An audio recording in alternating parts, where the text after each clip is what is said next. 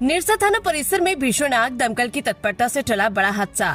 निरसा धनबाद में थाना परिसर के बाहर जमा स्क्रैप वाहनों में शुक्रवार को अचानक आग लगने से अफरा तफरी मच गई। घटना की सूचना पाकर डीवीसी की दमकल गाड़ियां मौके पर पहुंची और कड़ी मशक्कत के बाद आग पर काबू पा लिया गया।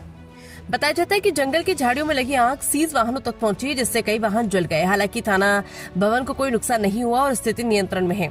थाना प्रभारी अनिल कुमार शर्मा ने बताया कि तेज हवाओं के कारण आग तेजी से फैल रही थी और वाहनों के टायर फट रहे थे। लोगों को आग की लपटों से दूर रखना प्राथमिकता थी।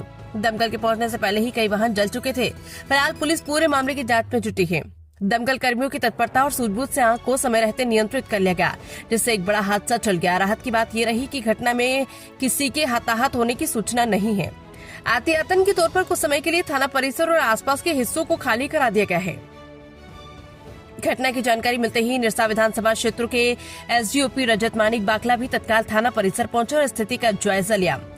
उन्होंने डीवीसी से पहुंची दमकल टीम और आग बुझाने में जुटे कर्मियों की सराहना करते हुए कहा कि निरसा विधानसभा क्षेत्र में दमकल विभाग की कार्यशैली सराहनीय है और उनकी तत्परता से बड़ा नुकसान होने से बच गया। इस दौरान निरसा थाना प्रभारी अनिल कुमार शर्मा सहित थाना के अन्य पुलिसकर्मी भी आग बुझाने और स्थिति को नियंत्रित करने में सक्रिय रहे। आग बुझाने के बाद एमपीएल की दमकल गाड़ियां भी मौके पर पहुंची और स्थिति की निगरानी की। इंडिया न्यूज दर्पण के लिए संवाददाता राजू सिंह की रिपोर्ट। सर, आग लगने की घटना हुई थी, चारों ओर माहौल ऐसा बन गया कि बहुत बड़ी आग लग गई है, वहाँ बहुत बड़ा नुकसान है। क्या है सर हकीकत? करीब 4 बजे थाना जो भवन है उससे पश्चिम दिशा से कुछ सूखी झाड़ियां हैं और जो अभी गर्मी की वजह से पूरी तरह से सूख चुकी है, तो उधर से संभवतः आग फैला और इधर जो गाड़ियां थी एग्जिबिट की थाना की के परिसर में लगी हुई थी, उनमें आग की लपट फैल गई थी, जिस वजह से तत्काल जो है थाना प्रभारी और जो पदाधिकारी है और कर्मी हैं तत्काल उनके द्वारा जिस हालत में थे तुरंत आग पर नियंत्रण करने का प्रयास किया गया और आसपास के जितने भी मैथन डीवीसी को सूचना दी गई और एमपीएल को। और चापापुर से एक टैंकर आया था पानी का, जिससे आग पर काबू पाने में काफ़ी मदद मिला। आसपास के लोगों के द्वारा भी काफ़ी तत्परता दिखाते हुए उसमें मदद करने का पूरी तरह से किया गया, जिस वजह से आग पर पूरी तरह से नियंत्रण पाने में हम लोग सफल हो सके।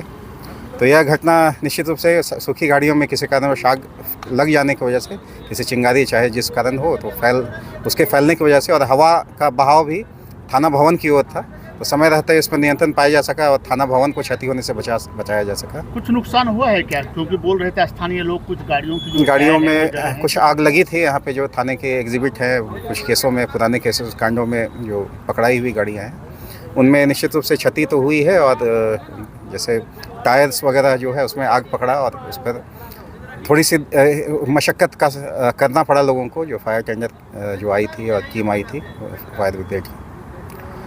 तो कुछ तो क्षति हुई है, लेकिन किसी जान माल किसी का, व्यक्ति का या फिर बच्चे का आसपास में जो खेल रहे थे या फिर आसपास के घरों को कोई नुकसान नहीं हुआ। वो अच्छा हुआ, एक सभी सुरक्षित है।